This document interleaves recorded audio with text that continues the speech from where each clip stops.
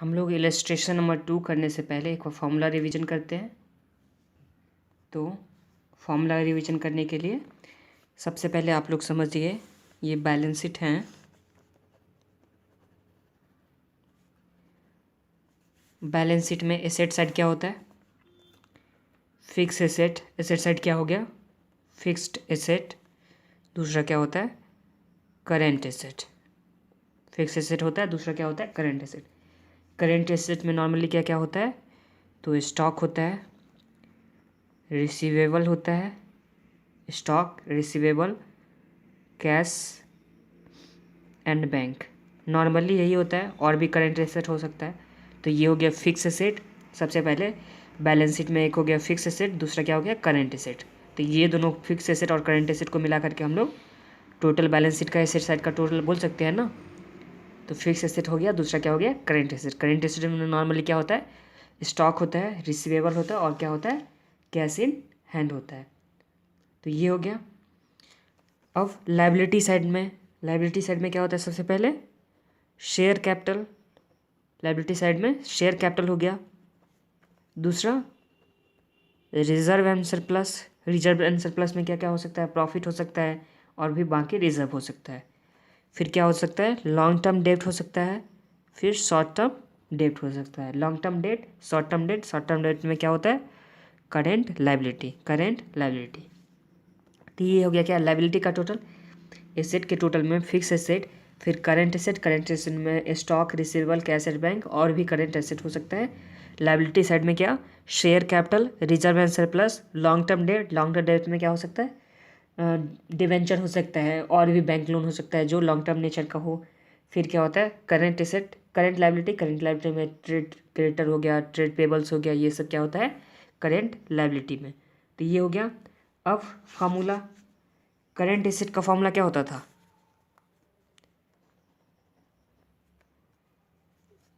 Current ratio का formula क्या होता है? Current asset by current liability. Current ratio के लिए फार्मूला क्या था? Current asset by current liability. Quick ratio क्या था?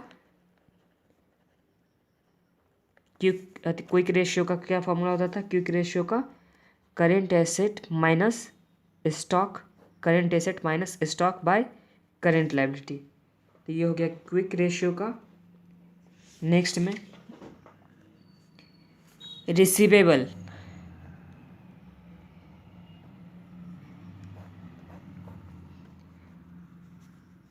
रिसीवेबल का हम लोग पीरियड निकालते थे कि कितना दिन में डेटर को हम लोग को पे करना है।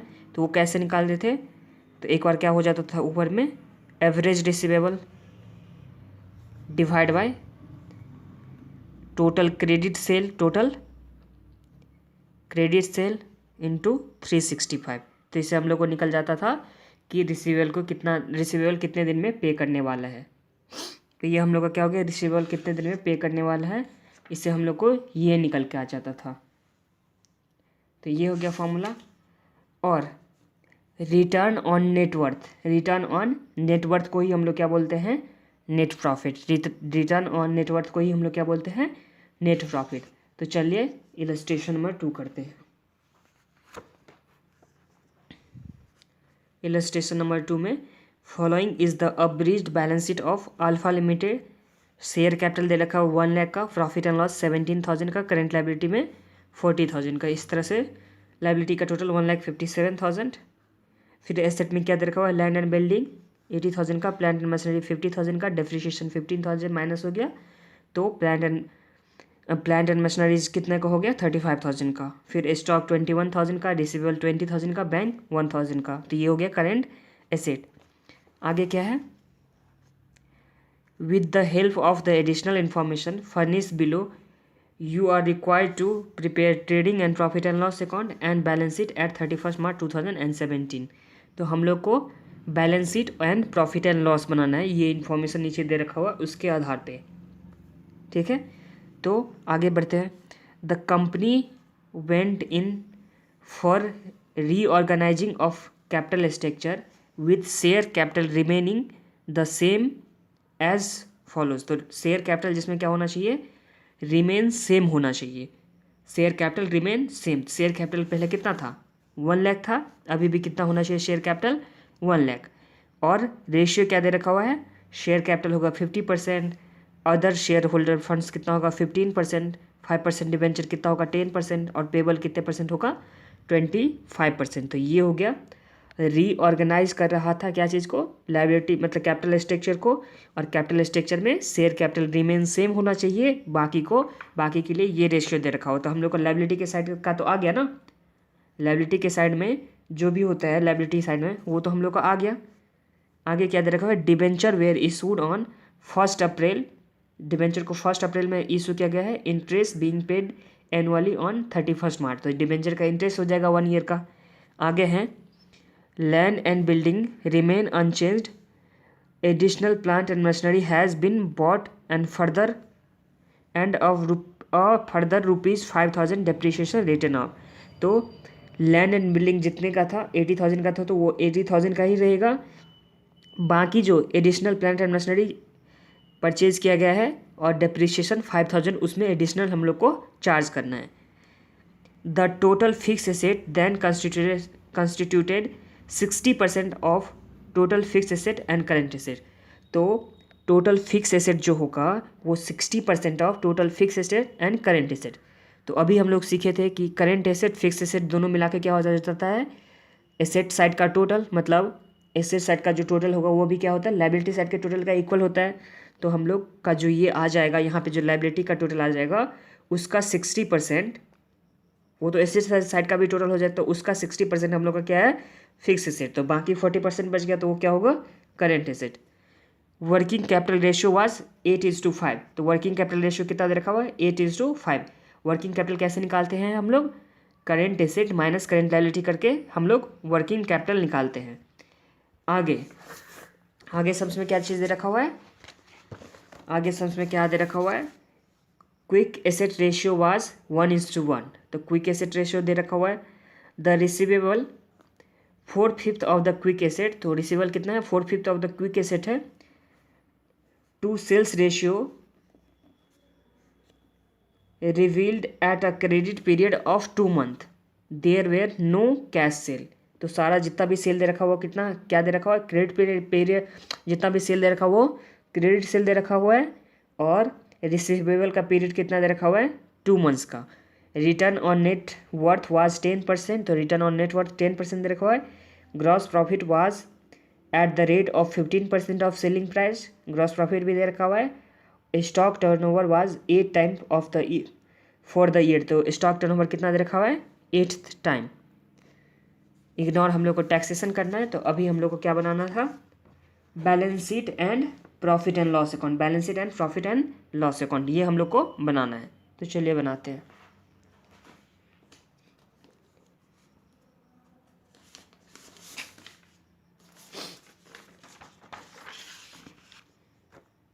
इलस्ट्रेशन नंबर 2,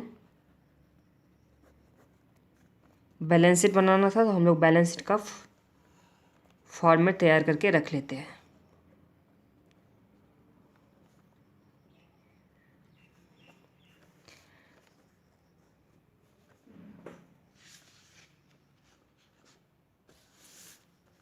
और क्या बनाना था, trading and profit and loss account.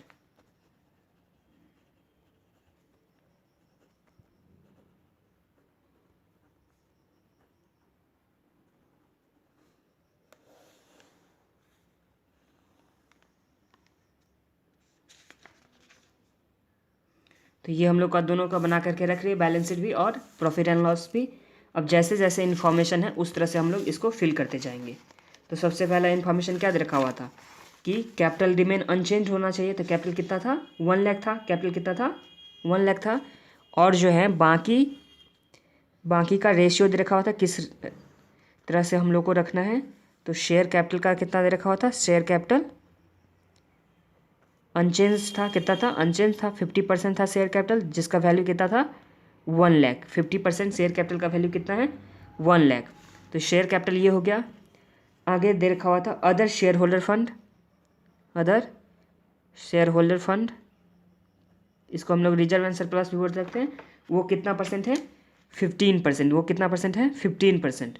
तो हम लोग निकाल लेंगे, 15% को निकालना है तो इसलिए 15% ऊपर में चला गया और 50% का हम लोग को मालूम है 1,00,000। 50% का कितना मालूम है 1,00,000।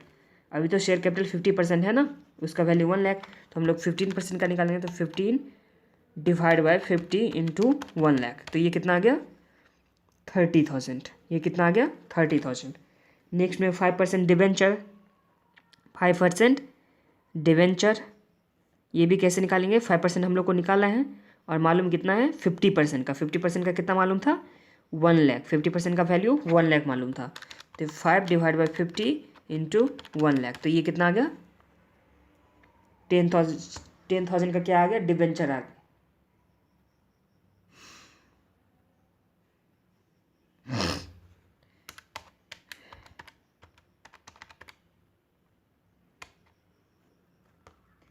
सॉरी, डिवेंचर का वैल्यू 10% था, डिवेंचर का कितना था 10% का था। फिर नेक्स्ट में पेबल निकाल रहे हैं, 10% था तो ये कितना हो जाएगा 20%, 20,000। और पेबल के लिए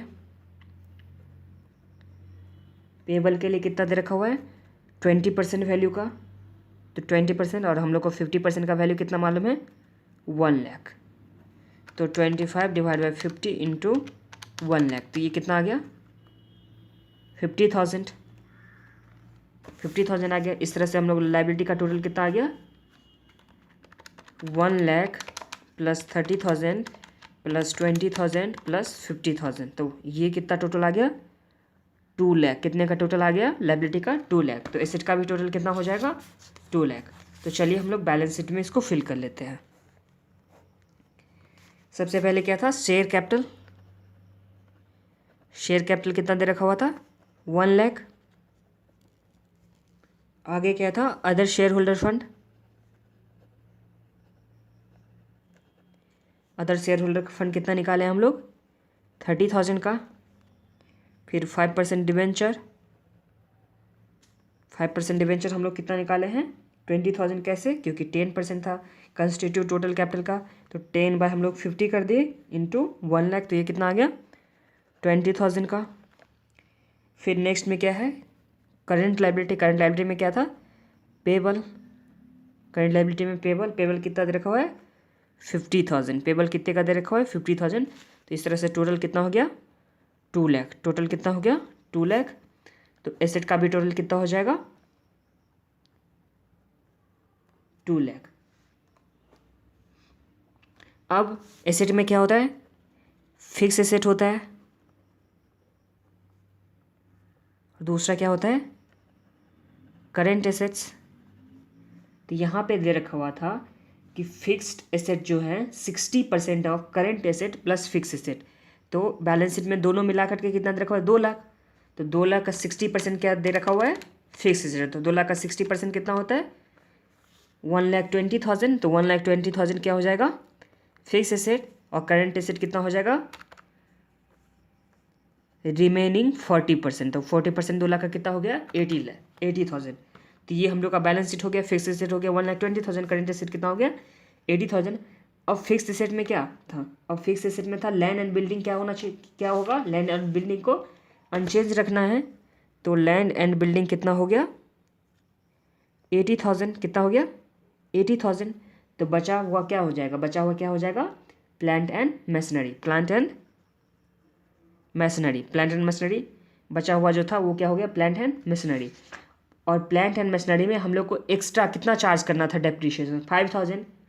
पहले से हम लोग चार्ज करके रखे थे डेप्रिशिएशन कितना, पहले से हम लोग का डेप्रिशिएशन चार्ज करके रखा हुआ था बैलेंस शीट में 15,000, और अभी एक्स्ट्रा कितना चार्ज करना है 5,000, यही चार्ज करना है ना। तो टोटल डेप्रिशिएशन हम लोग को कितना चार्ज करना है 20,000। पहले से हम लोग का बैलेंस शीट में 15,000 का चार्ज करके रखा हुआ था, और अभी बोला था कि 5,000 का और डेप्रिशिएशन चार्ज करना है, तो हम लोग का डेप्रिशिएशन टोटल चार्ज कितना हो जाएगा 20,000 का। ये हो गया 20,000 का चार्ज टोटल हो गया।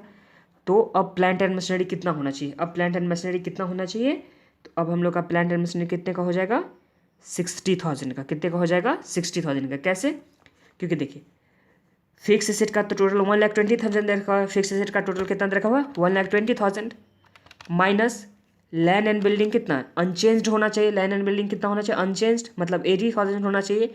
तो बचा हुआ कितना 40,000 बचा हुआ है, तो ये 40,000 क्या होना चाहिए, प्लांट एंड मशीनरी। तो 40,000 प्लांट एंड मशीनरी का नेट में वैल्यू होना चाहिए। डेप्रिसिएशन जिसमें कितना हो गया 20,000, तो कितना वैल्यू होगा उसमें से हम लोग डेप्रिसिएशन 20,000 माइनस करेंगे तो हम लोग का 40,000 होगा। तो ये कितना वैल्यू हो गया 60,000। तो ये समझ में आ गया आप लोग को? अगर नहीं आया तो यहाँ फिर से देख लीजिए।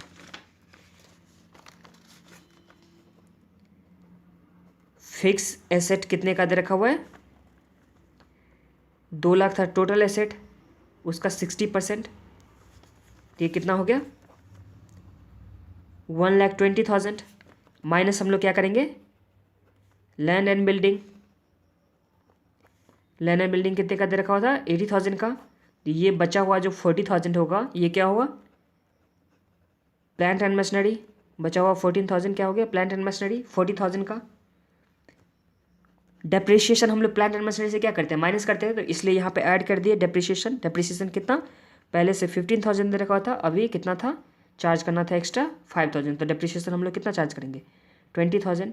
तो ये कितना आ गया 60,000 आ गया ना, इसका वैल्यू कितना आ गया 60,000। कैसे देखिए यहाँ पे नॉर्मली प्लांट एंड मशीनरी हम लोग का कितना है 60,000 है, माइनस अगर हम लोग डेप्रिसिएशन चार्ज करते हैं 20,000 तो नेट में हम लोग का कितना आ गया 40,000 आ गया। यही तो 40,000 हम लोग को लाना था। तो समझ में आ गया आप? तो ये कितना हो गया प्लांट एंड मशीनरी 40,000। तो इस तरह से हम लोग को बैलेंस शीट का कंप्लीट हो चुका है, सिर्फ करेंट एसेट में हम लोग को निकालना है। बैलेंस शीट का सारा पार्ट कंप्लीट हो चुका है, अब हम लोग को सिर्फ करेंट एसेट का पार्ट निकालना है। तो चलिए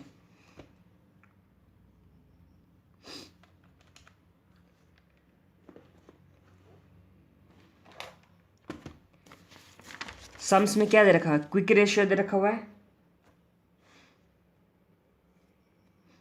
सम्स में क्या दे रखा हुआ है क्विक रेशियो। क्विक रेशियो का फॉर्मूला क्या होता था करेंट एसेट माइनस स्टॉक, यही होता था ना, डिवाइड बाय करेंट लायबिलिटी। हम लोग को सम्स में क्विक रेशियो 1:1 दे रखा हुआ है, तो क्विक रेशियो 1:1 हो गया, मतलब 1 हो गया। करेंट एसेट हम लोग अभी निकाले थे, करेंट एसेट निकाले थे 40%, 2 लाख का कितना 2 लाख का 40% क्या था करेंट एसेट था, तो कितना था 80,000। और करंट लायबिलिटी कितना दे रखा हुआ है 50,000। करंट लायबिलिटी कितना दे रखा हुआ है ये 50,000। तो हम लोग यहाँ पे 80,000 माइनस स्टॉक बाय 40,000 बाय कितना 40,000। तो इस तरह से हम लोग का 40,000 is equal to 80,000 minus stock. तो स्टॉक हम लोग का कितना हो गया 80,000 माइनस 40,000, तो ये स्टॉक कितना आ गया 40,000 का। स्टॉक कितने का आ गया 40,000 का। नहीं ये तो दे रखा हुआ था करंट लायबिलिटी 50,000 ना, तो स्टॉक हम लोग का कितना आ जाएगा 30,000 का। स्टॉक कितने का आ जाएगा 30,000 का। तो ये समझ में आ गया आप लोग को?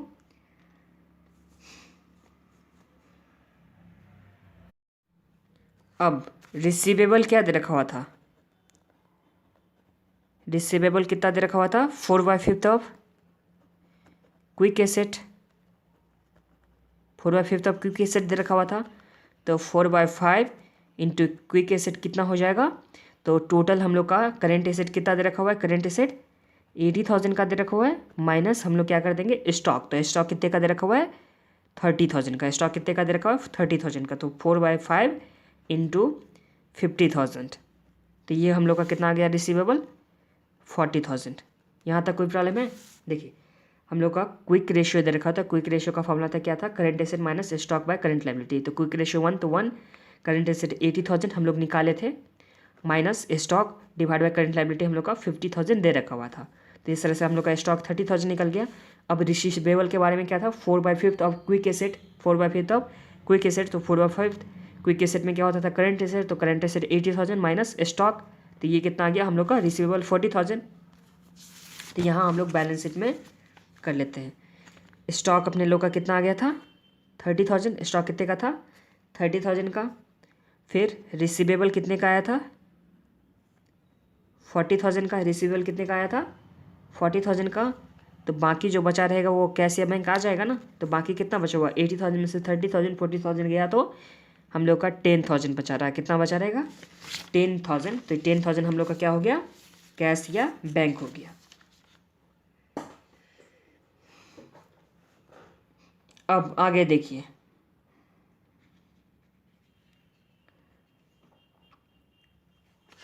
हम लोग के पास और क्या चीज़ दे रखा होता है यहाँ पे कि receivable to sales ratio reveals a credit period of 2 months. तो 2 मंथ्स का क्रेडिट पीरियड दे रखा हुआ था रिसीवेबल का क्रेडिट पीरियड कितने मंथ्स का, 2 मंथ्स का दे रखा हुआ था। और रिसीवेबल का क्रेडिट पीरियड का फॉर्मूला क्या होता था, क्रेडिट पीरियड ऑफ रिसीवेबल, क्या फॉर्मूला था, receivable by credit sale into 365, यही था ना, receivable by credit sale into 365। तो इस तरह से हम लोग का रिसीवेबल का क्रेडिट पीरियड 2 मंथ्स का दे रखा हुआ था। रिसीवेबल कितना दे रखा हुआ था, अभी निकाले थे 40,000 बाय क्रेडिट सेल इंटू कितना हो जाएगा 365। तो ये कितना आ जाएगा हम लोग का,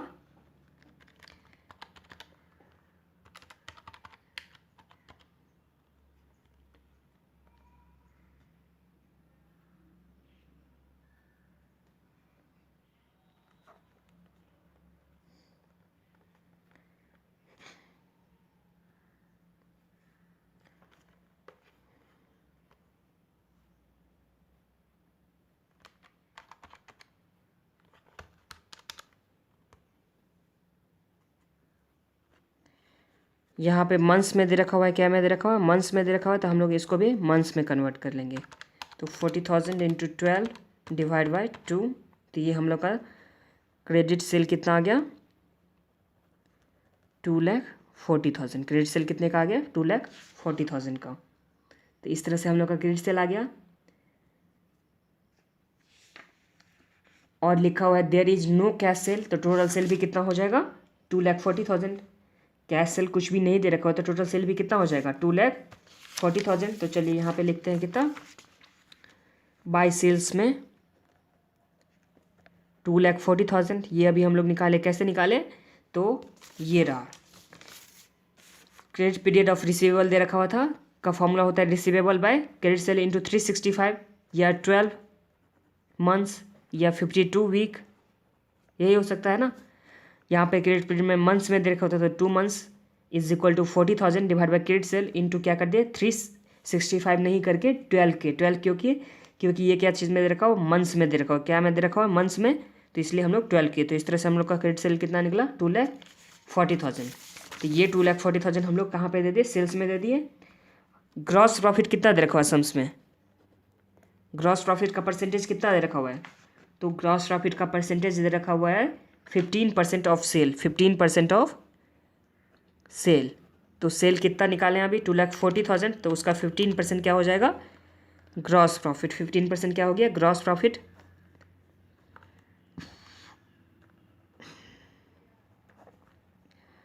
तो ग्रॉस प्रॉफिट 15% हो गया, तो बचा हुआ क्या हो जाएगा, 2,04,000। ये आ गया हम लोग का COGS, क्या आ जाएगा, COGS। यहाँ पे फिर बाय क्या आ गया, GP कितना है 36,000। ये फिर आगे डिवेंचर हम लोग का कितने का था, 5% था, 20,000 का, 5% कितने का, 20,000 का डेप्रिसिएशन 5% के रेट से। तो डिवेंचर का इंटरेस्ट कितना हो जाएगा, इंटरेस्ट ऑन डिवेंचर कितना हो गया, तो ये हो गया 20,000 का 5%, 20,000 का 5%, तो ये कितना आ गया 1,000, ये कितना आ गया 1,000। फिर नेट प्रॉफिट के लिए रेशियो कितना दे रखा हुआ था, नेट प्रॉफिट के लिए हम लोग का रेशियो दे रखा हुआ था 10%। रिटर्न ऑन नेटवर्थ कितना है, 10%। रिटर्न ऑन नेटवर्थ कितना था, 10%। तो सबसे पहले हम लोग का नेटवर्थ कितना है, रिटर्न ऑन नेटवर्थ, इसी को हम लोग क्या बोलते हैं, नेट प्रॉफिट। तो नेटवर्थ कितना है, 1 लाख का हम लोग का क्या था, शेयर कैपिटल था, 1 लाख का क्या था, शेयर कैपिटल, और शेयर होल्डर फंड में कितना था 30,000। तो हम लोग का नेटवर्थ कितना हो गया 1,30,000। तो इसका 10%, तो इसका 10% कितना होता है 13,000। तो ये 13,000 हम लोग का क्या आ जाएगा, 13,000 हम लोग लोगों का आ गया नेट प्रॉफिट। 13,000 हम लोग का क्या आ गया, नेट प्रॉफिट। तो यहाँ पे ट्रू नेट प्रॉफिट कितना दे देंगे 13,000। ये कैसे आया, नेटवर्थ का 10%, नेटवर्थ का 10%। नेटवर्थ कैसे आया? 1 लाख था हम लोग का share capital, 1 lakh share capital था और 30,000 था शेयर होल्डर फंड। तो इसका 10% निकाले तो हम लोग का 13,000 निकल के आ गया नेट प्रॉफिट। तो अब जो बैलेंसिंग फिगर होगा वो क्या चीज़ हो जाएगा? Other expenses. वो क्या हो गया? Other expenses. ये कितना हो जाएगा? 36,000 माइनस 13,000 माइनस 1,000। ये हम लोग का 22,000 क्या आ गया? ये 22,000 हम लोग का अदर एक्सपेंसेस आ गया। इसी के साथ ये सम्स कंप्लीट होता है।